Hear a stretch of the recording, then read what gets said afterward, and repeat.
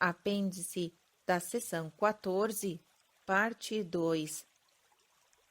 Continuação da narrativa.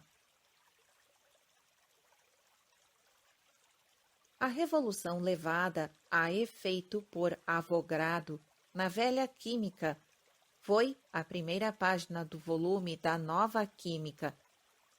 O Sr. Crookes acaba de virar a segunda página e valorosamente aponta a que pode ser a última, porque uma vez aceito e reconhecido o prótilo, como o foi o éter invisível, sendo ambos necessidades lógicas e científicas, a química terá virtualmente cessado de existir para reaparecer em sua reencarnação como nova alquimia ou metaquímica. O descobridor da matéria radiante terá feito justiça às antigas obras arianas sobre o ocultismo, inclusive aos Vedas e aos Puranas, pois que são a mãe manifestada, o pai filho esposo, Aditi e Dikasha, uma forma de Brahma como criadores, e o filho, os três primogênitos, senão simplesmente o hidrogênio, o oxigênio e o que, em sua manifestação terrestre, é chamado nitrogênio? Até mesmo as descrições exotéricas da tríade primogênita dão as características desses três gases. E dizemos que Priestley foi o descobridor do oxigênio, que já era conhecido na mais remota antiguidade. Vemos, além disso, que até nos livros exotéricos hindus, todos os poetas e filósofos antigos e modernos, inclusive os medievais, têm sido antecipados quanto aos vórtices elementais postos em ação pela mente universal. O plenum de matéria diferenciada em partículas de Descartes, o fluido etéreo de Leibniz e o fluido primitivo de Kant, dissociado em seus elementos, o torvelinho solar e os vórtices sistemáticos de Kepler. Em suma, desde Anaxágoras até Galileu, Torricelli e Swedenborg, e depois deles até as últimas especulações dos místicos europeus, tudo isso se encontra nos hinos ou mantras hindus dedicados aos deuses, mônadas e átomos em seu conjunto, porque são inseparáveis. Nos ensinamentos esotéricos conciliam-se as concepções mais transcendentes do universo e seus mistérios, assim como as especulações mais aparentemente materialistas, pois as ciências ocultas abrangem todo o campo da evolução, desde o espírito à matéria, como declarou um teósofo americano. Segue o trecho.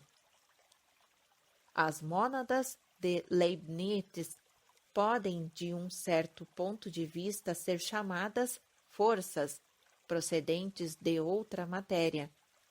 Para a ciência oculta, força e matéria não são mais que dois aspectos da mesma substância. Fim do trecho. Observação número 26. Registrado em O Caminho, de janeiro de 1887, na página 297. Continuação da narrativa.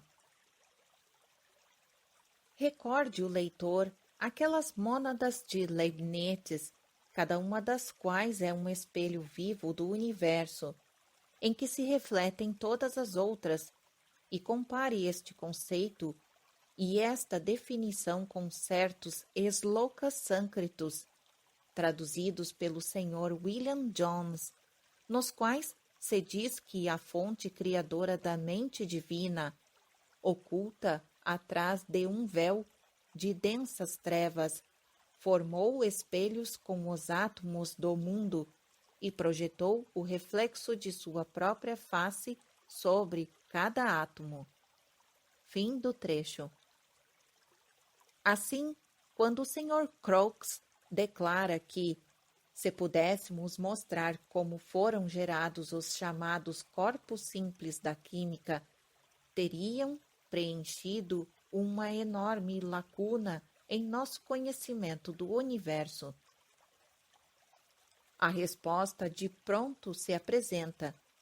O conhecimento teórico se acha no significado esotérico de todas as cosmogonias hindus, nos Puranas. A demonstração prática está em mãos de homens que não serão reconhecidos neste século, a não ser por muito poucos. As possibilidades científicas de várias descobertas que devem inevitavelmente conduzir a ciência à aceitação das teorias ocultas do Oriente, teorias que contêm tudo o que se necessita para preencher as lacunas, têm estado até o momento ao dispor do materialismo intransigente de nossos dias. Só trilhando o caminho seguido pelo Sr. William Crookes é que pode haver alguma esperança de que se venha a reconhecer certas verdades até agora ocultas.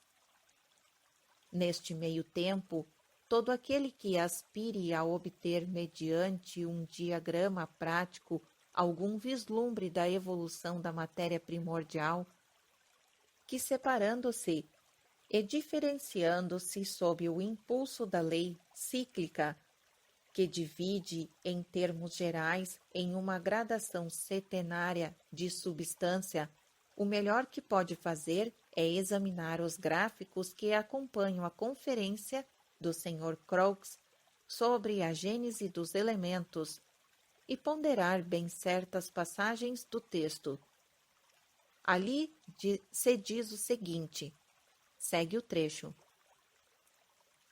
Ampliarão-se as noções que tínhamos do elemento químico. Até aqui a molécula era considerada como um agregado de 2 ou mais átomos, não se levando em conta o plano arquitetônico a que obedece a união destes átomos. Podemos conjurar que a estrutura de um corpo simples é bem mais complexa do que supunha até agora. Entre as moléculas que estamos habituados a tratar nas reações químicas e os átomos primários, tais quais foram criados, surgem moléculas menores ou agregados de átomos físicos. Na construção do ítrio, estas submoléculas diferem entre si conforme a posição que ocupam. Talvez simplifiquemos esta hipótese imaginando o ítrio representado por uma moeda de 5 shillings. Por meio de fracionamento químico, chego a dividi-la em 5 shillings separados e observo que estes shillings não são partes exatamente iguais, mas, como os átomos de carbono no anel de benzol, trazem a marca de suas posições. 1, 2, 3, 4, 5, estampada sobre eles. Se jogo os meus shillings no cadinho ou os dissolvo quimicamente, o cunho desaparece e todos eles se transformam em prata. Fim do trecho. Observação número 27.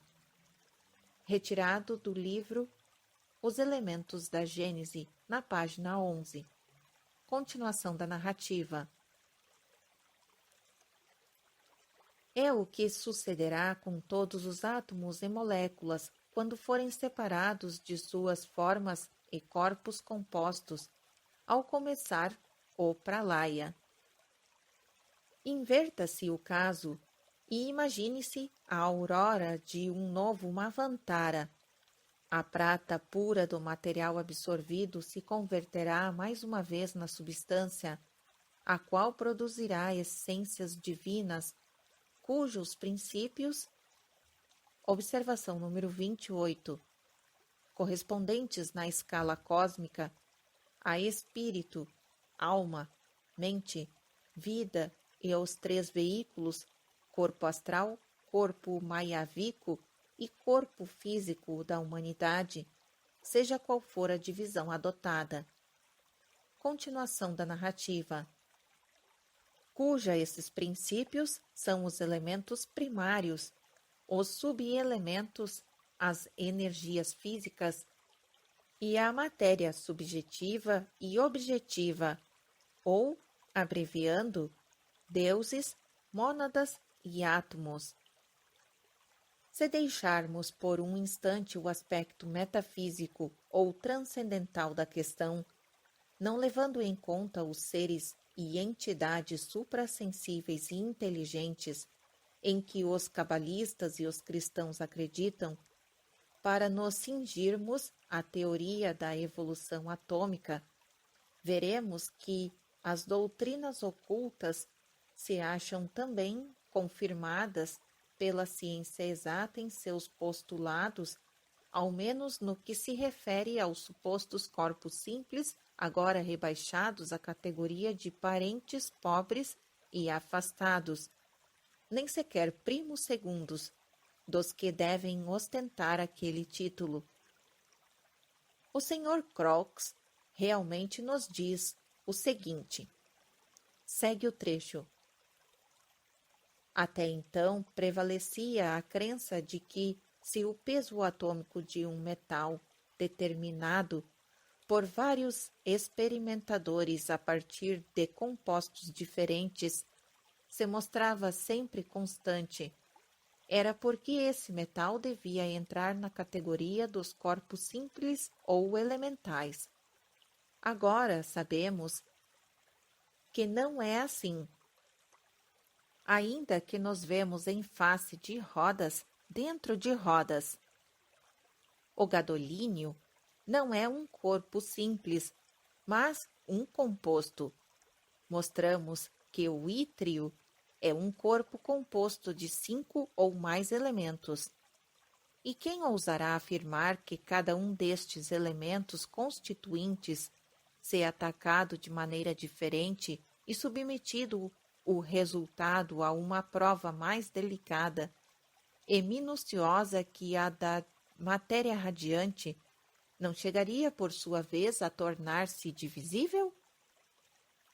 Onde, pois, se acha o verdadeiro corpo simples primário?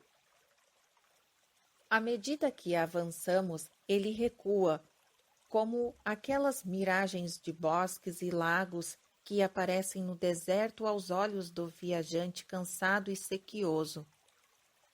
Devemos assim deixar-nos iludir e decepcionar em nossa pesquisa da verdade?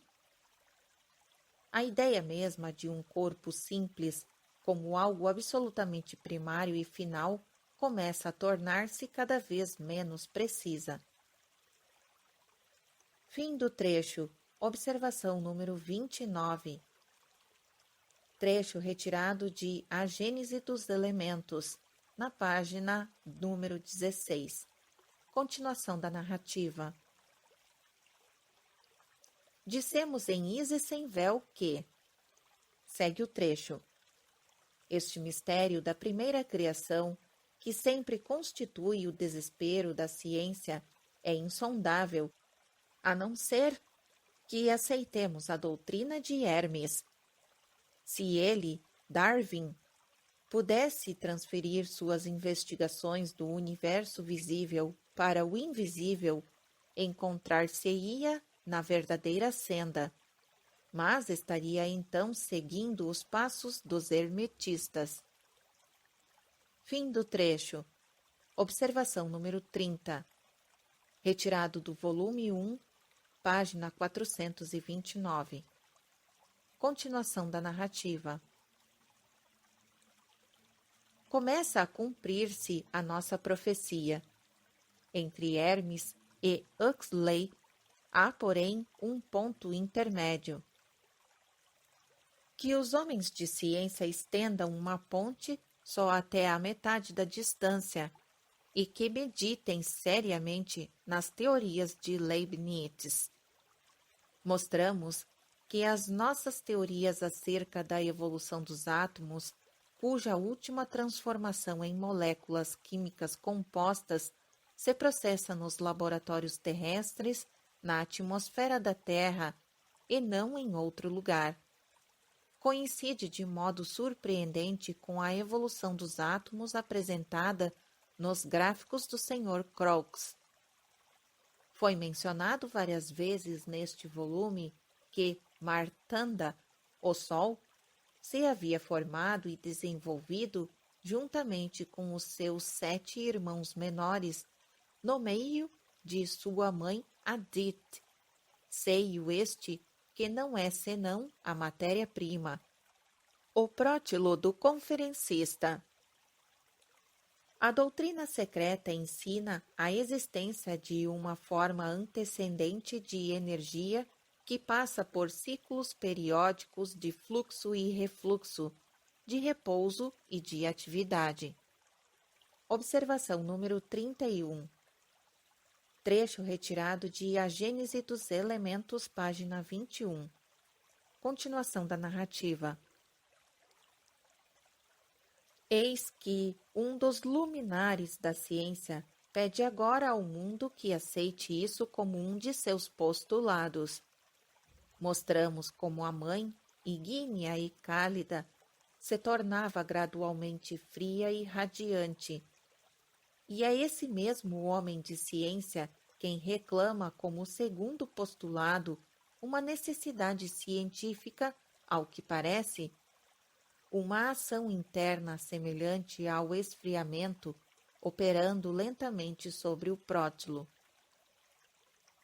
A ciência oculta, assim que a mãe permanece difundida no infinito durante o pralaya, como o grande abismo, as águas secas do espaço, na curiosa expressão do catecismo, e se converte em úmida somente após a separação e a passagem sobre a sua face de Narayana, o espírito, que é a chama invisível que nunca arde, mas inflama tudo aquilo em que toca, e lhe dá a vida e o poder de geração.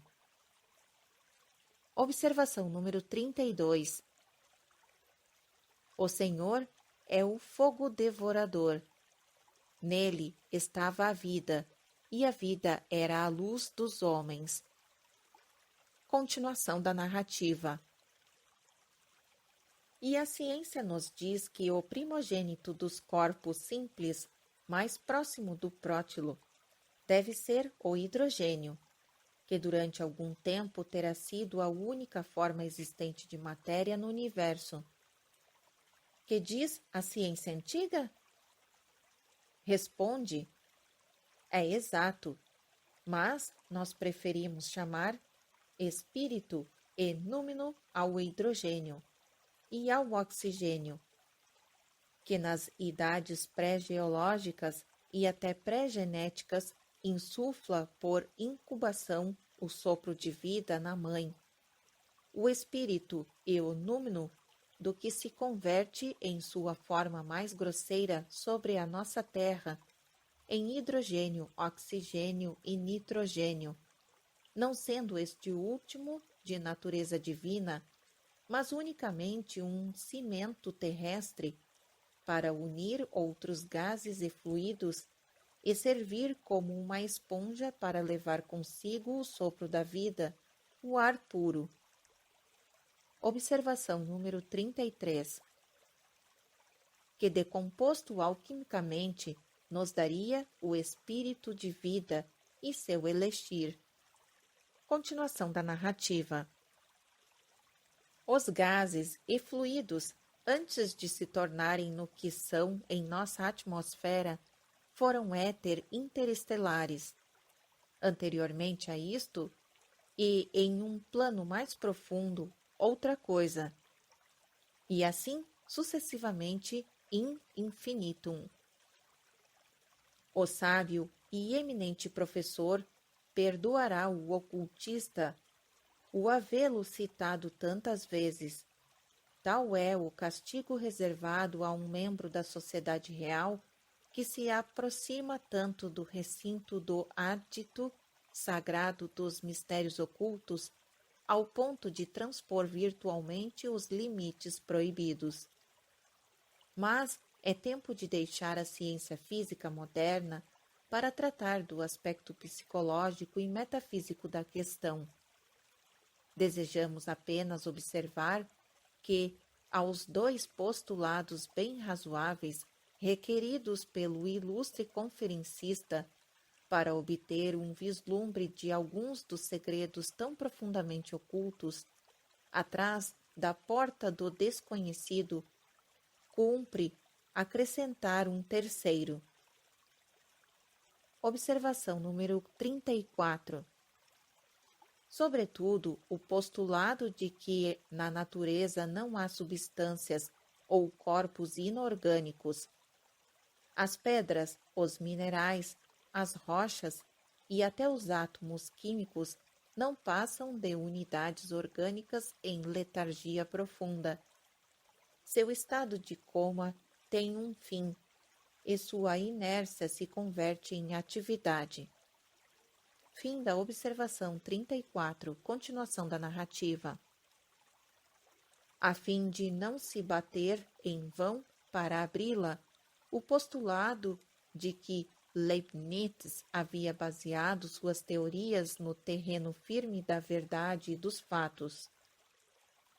A sinopse admirável e meditada dessas especulações, tais como expostas por John Theodor Merz em seu Leibniz, prova quanto este filósofo chegou perto dos segredos ocultos da teogonia esotérica em sua monadologia.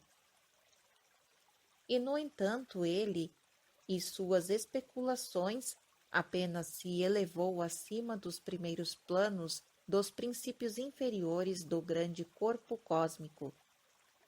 Sua teoria não vai às alturas mais sublimes que as da vida manifestada, as da consciência e a da inteligência, deixando inatingíveis os mistérios pós-genéticos anteriores, pois que o seu fluido etéreo é pós-planetário. Mas esse terceiro postulado dificilmente será aceito pelos homens de ciência moderno, como Descartes hão de preferir ater-se às coisas externas que são incapazes, como a extensão, por exemplo, de explicar os fenômenos do movimento e admitir que este último seja uma força independente. Jamais se tornarão anticartesianos na presente geração, e tampouco aceitarão que a propriedade da inércia não é uma propriedade puramente geométrica, senão que indica a existência de algo nos corpos externos que não é simplesmente extensão. É o pensamento de Leibniz, tal como o analisou Merz, o qual acrescenta que a este algo dava a ele o nome de força, sustentando que as coisas externas são dotadas de força e que, sendo portadoras de força, devem ter uma substância, pois não são massas inertes e sem vida, mas centros e veículos da forma. Proposição de caráter puramente esotérico, uma vez que a força era para Leibniz um princípio ativo, desaparecendo com esta conclusão a separação entre a mente e a matéria. Segue agora um trecho em destaque. As investigações matemáticas e dinâmicas de Leibniz não teriam conduzido ao mesmo resultado na mente de um investigador puramente científico, mas Leibniz não era um homem de ciência na acensão moderna do termo. Se o houvesse sido, teria desenvolvido o conceito da energia, definido matematicamente as ideias de força e trabalho mecânico, e chegado à conclusão de que, até mesmo para fins rigorosamente científicos, convém considerar a força não como uma quantidade primária, mas como uma quantidade derivada de outra. Fim do trecho. Mas, infelizmente, para a verdade, segue outro trecho agora. Leibniz era um filósofo e, como tal, adotava certos princípios fundamentais que o inclinavam em favor de determinadas conclusões, e a sua descoberta de que as coisas externas eram substâncias dotadas de força, desde logo foi empregada para fins de aplicação daqueles princípios. Um deles consistia na lei de continuidade, na convicção de que o mundo tinha todas as suas partes relacionadas umas com as outras, não existindo fendas ou vazios que não pudessem ser transpostos. Era-lhe insuportável o contraste de substâncias pensantes extensas. A definição das substâncias extensas já se havia tornado insustentável. Era natural que se fizesse uma investigação semelhante a respeito da definição da mente à substância pensante. Fim do trecho. Continuação da narrativa. As divisões adotadas por Leibniz, ainda que incompletas e defeituosas do ponto de vista do ocultismo, revelam um espírito de intuição metafísica que nenhum homem de ciência, nem Descartes, nem o próprio Kant jamais alcançou. Para ele, existe uma gradação infinita de pensamento. Dizia que só uma pequena parte do conteúdo de nosso pensamento se eleva ao nível da apercepção clara do conhecimento interno, à luz da consciência perfeita. Muitos permanecem em um estado confuso e obscuro, no estado de percepções, mas ali estão. Descartes negava a alma aos animais. Leibniz, como os ocultistas, dotava toda a criação de vida mental, sendo esta, segundo ele, capaz de gradações infinitas. E isto, como judiciosamente observa Mertz, diz o seguinte: segue o trecho. Ampliou o reino da vida mental, eliminando o contraste entre a matéria inanimada e a animada. Mais ainda, reagiu sobre o conceito de matéria de substância extensa, porque evidenciou que as coisas externas ou materiais, só para os nossos sentidos, apresentavam a propriedade de extensão, e não para as nossas faculdades pensantes.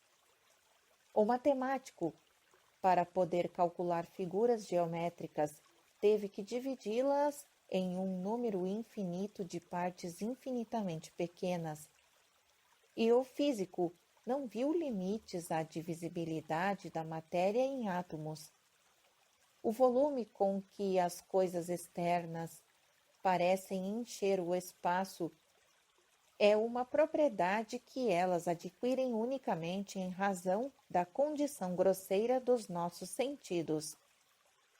Leibniz seguiu até certo ponto do raciocínio destes argumentos, mas não podia contentar-se com admitir que a matéria fosse composta de número limitado de partes minúsculas. Seu espírito matemático o obrigou a estender o raciocínio ao infinito.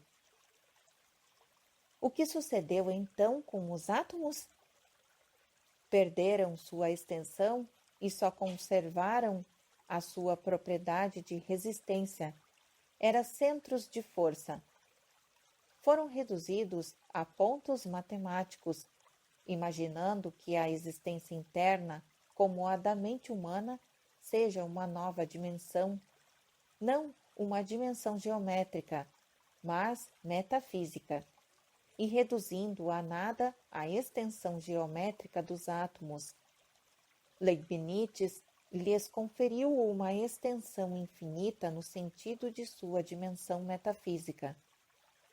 Depois de havê-los perdido de vista no mundo do espaço, deve a mente penetrar, por assim dizer, no mundo metafísico, para descobrir e compreender a essência verdadeira do que aparece no espaço tão somente como um ponto matemático.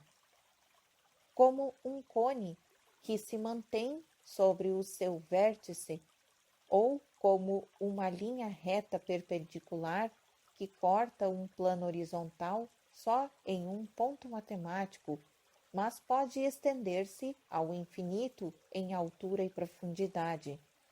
Assim, as essências das coisas reais têm neste mundo físico do espaço uma existência representada apenas por um ponto, mas possuem uma infinita profundidade de vida interna no mundo metafísico do pensamento.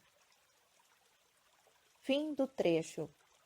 Observação número 35, retirado do mesmo livro na página 144. Continuação da narrativa. Aí está o espírito, a raiz da mesma doutrina e do pensamento ocultos. O espírito-matéria é a matéria-espírito, se estende infinitamente em profundidade, e como a essência das coisas de Leibniz, a nossa essência das coisas reais está na sétima profundidade, ao passo que a matéria grosseira e irreal da ciência e do mundo exterior se encontra no extremo inferior de nossos sentidos perceptivos. O ocultista conhece o valor ou a ausência de valor desta última. Devemos agora explicar ao estudante a diferença fundamental entre o sistema de Leibniz e o da filosofia oculta. Na questão das mônadas, o que se pode fazer tendo presente a sua monadologia? Podemos dizer que, em verdade, que nos pontos em que se conciliam os sistemas de Leibniz. Observação número 36. A ortografia do nome, segundo ele próprio escrevia, é Leibniz. Era de origem eslava, embora nascido na Alemanha. O seu nome completo era Gottfried Wilhelm Leibniz. Fim da observação número 36. Continuação da narrativa. Nos pontos em que se conciliam os sistemas de Leibniz e de Spinoza, a essência e o espírito da filosofia esotérica aparecem.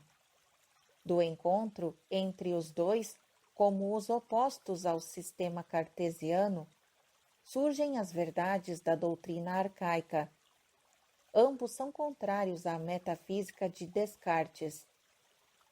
A ideia cartesiana do contraste de duas substâncias, extensão e pensamento, diferindo radicalmente uma da outra e sendo mutuamente irredutíveis, é demasiado arbitrária e antifilosófica para aqueles.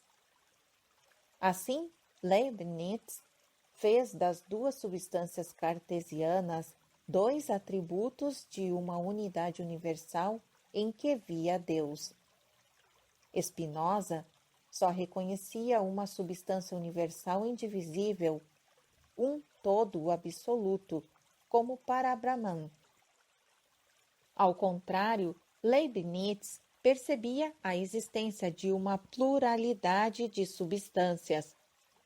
Para Spinoza, não havia mais que o uno.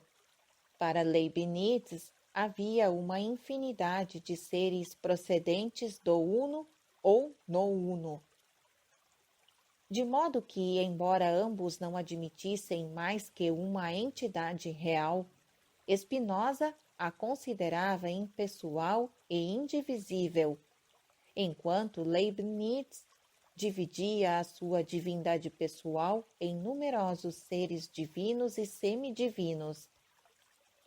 Spinoza era um panteísta subjetivo e Leibniz um panteísta objetivo. Mas ambos eram grandes filósofos em suas percepções intuitivas.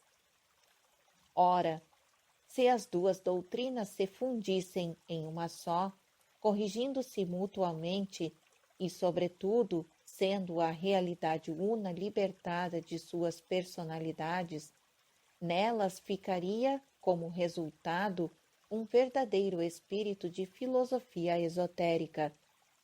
A essência divina absoluta, impessoal, sem atributos, que já não é ser, mas a raiz de todos os seres, traçai em pensamento uma profunda linha divisória entre a sempre incognoscível essência e a presença invisível, mas compreensível, Mula Prakriti ou Shekhna, desde além da qual e através da qual vibra o som do verbo, e de onde se desenvolve as inumeráveis hierarquias de seres conscientes e inconscientes, de percepção externa e de percepção interna, cuja essência é força espiritual, cuja substância são os elementos, e cujos corpos, quando necessários, são os átomos. E tereis aqui a nossa doutrina. Porque diz Leibniz o seguinte, segue o trecho.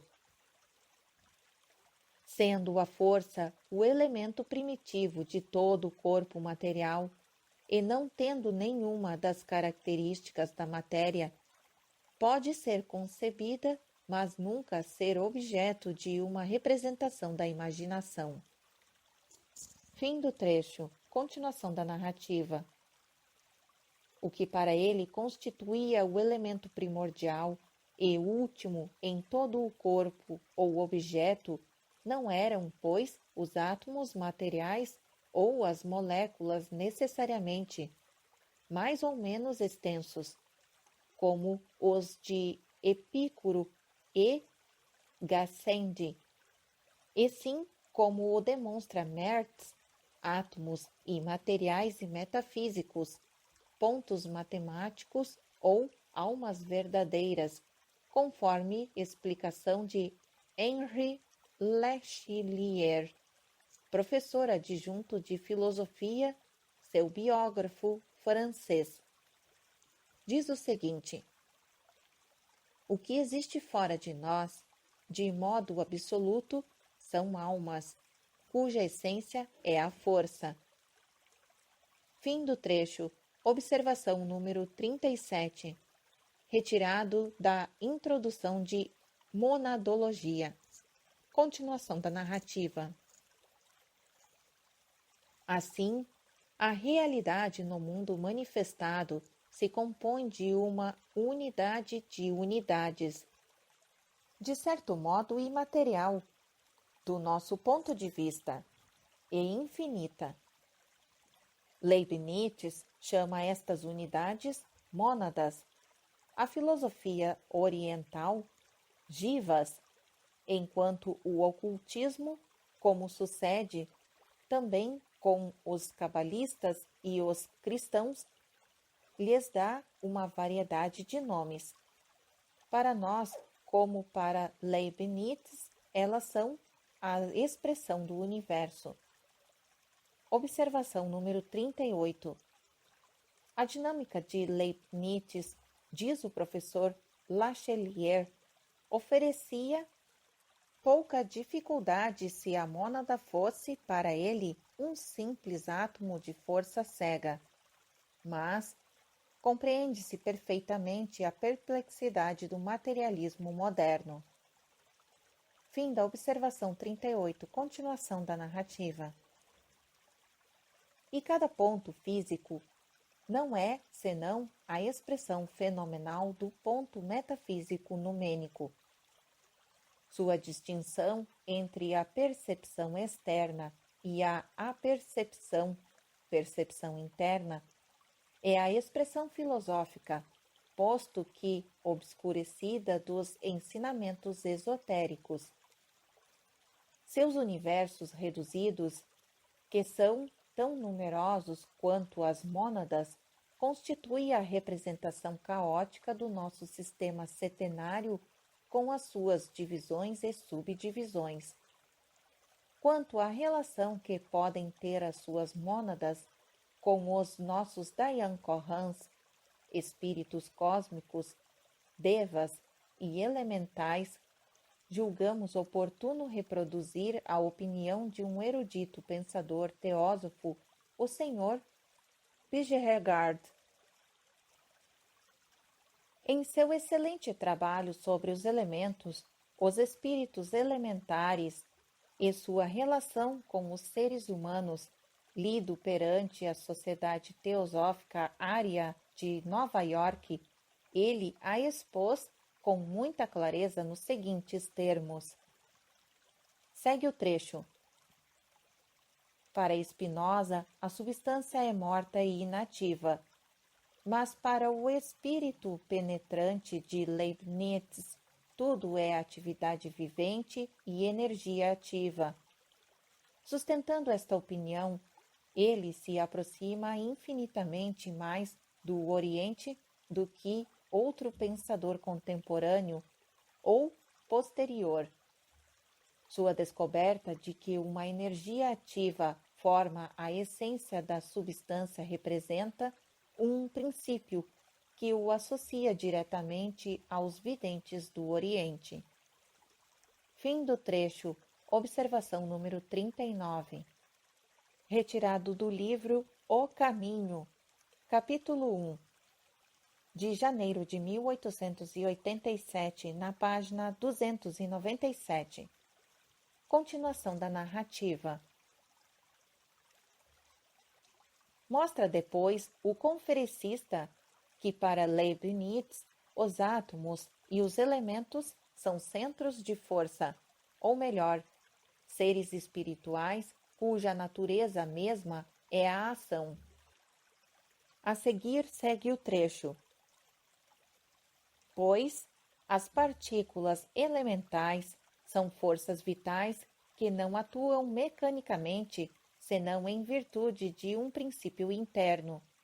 São unidades incorpóreas espirituais substanciais, porém, e não imateriais, no sentido que damos a esta palavra, inacessíveis a toda mudança externa, e não indestrutíveis por qualquer força do exterior.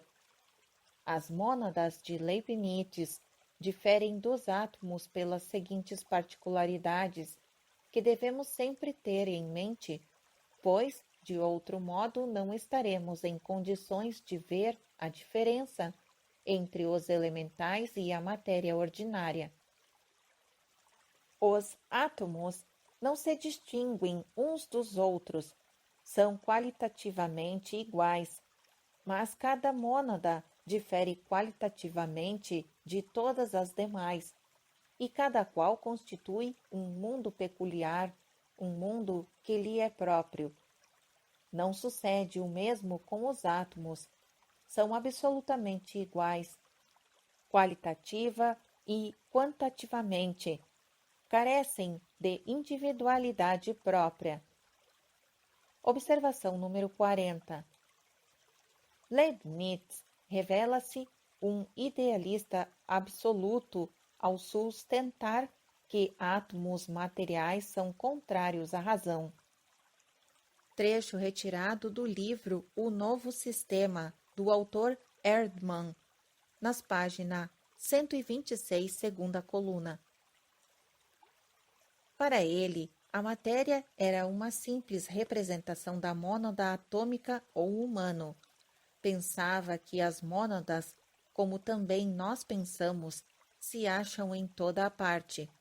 Assim, a alma humana é uma mônada, e cada célula do corpo humano tem sua mônada, do mesmo modo que cada célula do animal, do vegetal e até mesmo dos corpos ditos inorgânicos. Seus átomos são as moléculas da ciência moderna e suas mônadas os átomos simples que a ciência materialista aceita pela fé, muito embora jamais possa entrar em contato com eles, a não ser em imaginação. Todavia, Leibniz cai em contradição consigo mesmo em suas opiniões sobre as mônadas. Fala de seus pontos metafísicos e de seus átomos formais. Ora, como realidades que ocupam o espaço, ora, como ideias puramente espirituais, e ora, dotando-os novamente de objetividade, de agregação e de posições em suas correlações. Fim da observação número 40. Continuação da narrativa. Além disso, os átomos, ou antes as moléculas, da filosofia materialista podem ser considerados como extensos e divisíveis, ao passo que as mônadas são meros pontos metafísicos e indivisíveis. Finalmente, e eis aqui um ponto em que as mônadas de Leibniz muito se parecem com os elementais da filosofia mística. Essas mônadas são seres representativos. Cada mônada reflete todas as outras. Cada mônada é um espelho vivo do universo em suas próprias esferas. E atentai bem nisto, de que depende o poder destas mônadas, assim como a tarefa que podem realizar por nós. Ao refletirem o mundo, as mônadas não são meros agentes refletores passivos, mas são espontaneamente ativas por si mesmas, representam imagens de modo espontâneo como a alma que produz um sonho. Por isso, em cada mônada, pode o adepto ler tudo, inclusive o futuro. Cada mônada, ou elemental, é um espelho que pode falar. Fim do trecho. Continuação da narrativa. É nesse ponto que claudica a filosofia de Leibniz. Ela nada prevê, nem faz distinção alguma entre a mônada elemental e a de um elevado espírito planetário, ou mesmo a mônada humana ou alma. E às vezes vai tão longe ao ponto de se perguntar: Deus fez porventura outra coisa além de mônadas ou substâncias sem extensão? Observação número 41. Trecho retirado do livro O Exame dos Princípios de Malebranche. Continuação da narrativa. Leibniz traça uma diferença entre mônadas e átomos. Observação número 42. Os átomos de Leibniz, em verdade, nada têm de comum, a não ser o nome, com os dos átomos dos materialistas gregos, nem sequer com as moléculas da ciência moderna. Ele os chama átomos formais e os compara às formas substanciais de Aristóteles. Veja também no livro O Novo Sistema, no capítulo 3. Continuação da narrativa. Leibniz declara repetidamente o seguinte: os corpos, com todas as suas qualidades, não passam de fenômenos como o arco-íris. Observação número 43.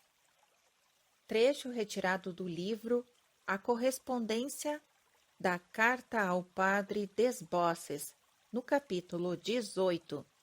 Continuação da narrativa. Mas logo depois ele salva a dificuldade estabelecendo uma correspondência substancial, certo laço metafísico entre as mônadas. Vinculum substantiale. A filosofia esotérica, ao ensinar um idealismo objetivo, embora considere o universo objetivo e tudo o que nele se contém como Maya, ilusão temporária, faz uma distinção prática entre a ilusão coletiva, Mahamaya, do ponto de vista puramente metafísico, e as relações objetivas que ela comporta entre os diversos egos conscientes enquanto dura esta ilusão. O adepto pode, consequentemente, ler o futuro em uma mônada elemental, mas lhe é necessário para isso reunir um grande número delas, pois cada mônada representa só uma parcela do reino a que pertence. Segue um trecho em destaque. As mônadas são limitadas, não ao objeto, mas às modificações da cognição do objeto. Todas elas tendem confusamente ao infinito, ao todo, mas estão limitadas e se diferenciam pelo grau de clareza de sua percepção. Observação número 44. Trecho retirado do livro Monadologia, no parágrafo 60. Como Aristóteles, Leibniz as chama mônadas criadas ou emanadas, os elementais procedentes de espíritos cósmicos ou deuses, enteléquias e autômatos incorpóreos. Trecho retirado de Monadologia nas páginas 18. Continuação da narrativa. E segundo explica Leibniz, segue o trecho. Todas as partes do universo estão distintamente representadas nas mônadas, mas algumas se refletem em uma mônada, algumas em outra. Fim do trecho. Uma correlação de mônadas poderia representar simultaneamente os pensamentos de 2 milhões de habitantes de Paris. O que dizem sobre isso as ciências ocultas e o que têm a acrescentar? Dizem que o Leibniz chama as mônadas coletivas, em termos gerais, e deixando de lado por enquanto todas as subdivisões, pode dividir-se em 3 grupos distintos. Observação número 45. Estas 3 divisões sumárias correspondem a espírito, mente ou alma e corpo na constituição humana. Continuação da narrativa. Que contados a partir dos planos mais elevados são, em primeiro lugar, os deuses ou egos espirituais conscientes, os arquitetos inteligentes que trabalham segundo o plano traçado na mente divina. Vindo em seguida, os elementais ou mônadas, que constituem coletiva e inconscientemente os grandes espelhos universais de tudo que se refere aos seus respectivos reinos. E por último, os átomos, ou moléculas materiais, animados a seu turno por suas mônadas perceptivas, exatamente como o é cada uma de suas células do corpo humano. Existem multidões desses átomos animados que, por sua vez, animam as moléculas, uma infinidade de mônadas, ou de elementais propriamente ditos, e de forças espirituais inumeráveis, sem mônada, por serem puras incorporeidades. Observação número 46.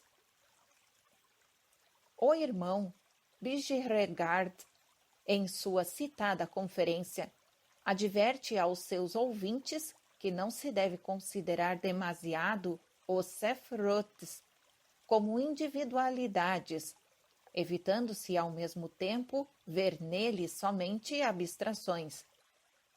Jamais alcançaremos a verdade, diz ele, e muito menos a faculdade de nos associarmos a estas entidades celestiais, enquanto não retornarmos à simplicidade e à intrepidez das eras primitivas, quando os homens conviviam livremente com os seus deuses e os deuses desciam entre os homens para guiá-los no caminho da verdade e da santidade. Trecho retirado da página 296. Continuação. Há na Bíblia várias referências aos anjos que indicam claramente tratar-se de seres como os elementais da Cabala e as mônadas de Leibniz. Devem ser esta a significação daquele termo e não a que comumente se lhe atribui. Eles são chamados estrelas da manhã, fogos ardentes, entes poderosos, e São Paulo os vê, em sua visão cosmogônica, como principiados e potenciais. Nomes como estes excluem a ideia de personalidade e somos levados a considerá-los como existências impessoais, como uma influência, uma substância espiritual ou uma força consciente. Trecho retirado do livro O Caminho. De janeiro de 1887, nas páginas 331 e 332. Fim da observação número 46. Continuação da narrativa. Salvo sob o império de certas leis, quando tomam uma forma não necessariamente humana. De onde vem a substância que as reveste? O organismo aparentemente que elas desenvolve ao redor de seus centros? As radiações sem forma, arupa, que existem na harmonia e da vontade universal e constituem o que chamamos o conjunto ou agregado da vontade cósmica no plano do universo subjetivo.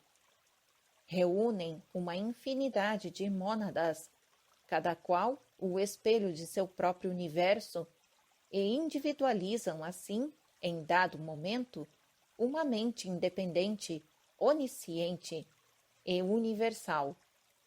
E por idêntico processo de agregação magnética, criam para si mesmas corpos subobjetivos visíveis com os átomos interestelares.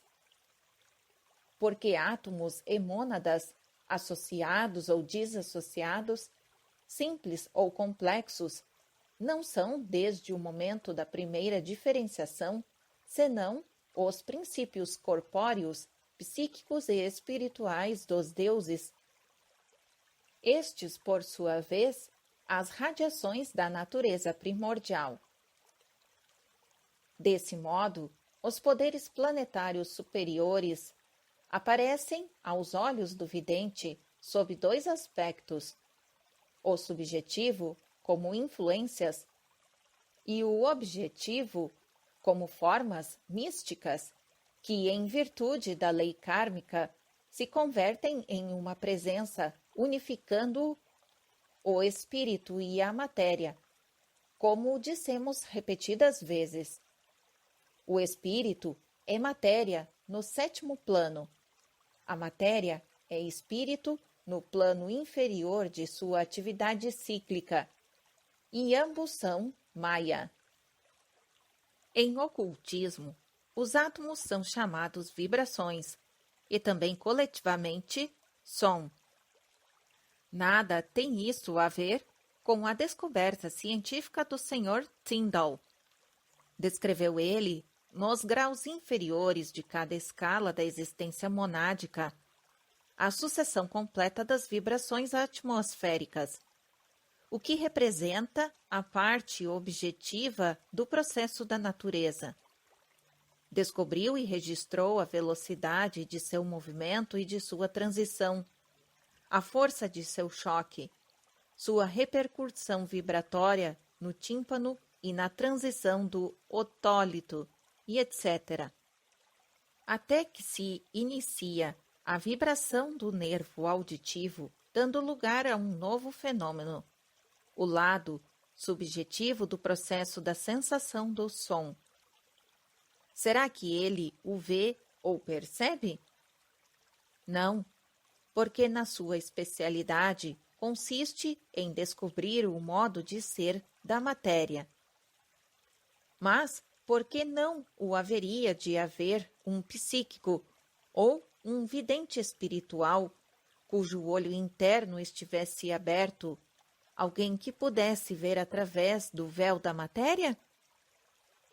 As ondas e ondulações da ciência são todas produzidas por átomos que de dentro impulsionam suas moléculas à atividade. Os átomos enchem a imensidão do espaço por sua vibração contínua. Constituem aquele movimento que mantém em perpétua marcha as rodas da vida. É essa obra interna que se deve o fenômeno natural chamado correlação das forças. Só que na origem de cada uma destas forças se encontra o númeno consciente que a dirige, anjo ou Deus, espírito ou demônio, poderes dirigentes, em suma. Segundo a descrição dos videntes, aqueles que podem ver o movimento das multidões interestelares e segui-las clarividentemente em sua evolução, são elas deslumbrantes como flocos de neve virgem à luz radiante do sol. Sua velocidade é mais rápida que o pensamento demasiado rápido para que possa acompanhá-la o olho físico de um mortal. E, portanto, quanto a rapidez vertiginosa permita ajuizar, o movimento é circular. Para quem esteja em um campo aberto, e principalmente no alto de uma montanha, e fixe o olhar na imensa abóbada e nos infinitos espaços em derredor, toda a atmosfera se apresenta iluminada por aqueles átomos e repassada de relâmpagos ofuscantes. Às vezes, a intensidade do seu movimento produz resplendores como as luzes do norte nas auroras boreais. O espetáculo é tão maravilhoso que o vidente, ao contemplar este mundo interior e sentir o perpassar célere dos pontos cintilantes, se deixa possuir de um temor respeitoso ante o pensamento de outros mistérios ainda maiores que existem dentro e além deste radioso oceano. Incompleta e imperfeita que seja esta explicação a respeito dos deuses, mônadas e átomos, esperamos que, pelo menos, alguns estudantes e teósofos vejam que pode verdadeiramente existir uma estreita relação entre a ciência materialista e o ocultismo, que é o complemento e a alma que faltam à primeira.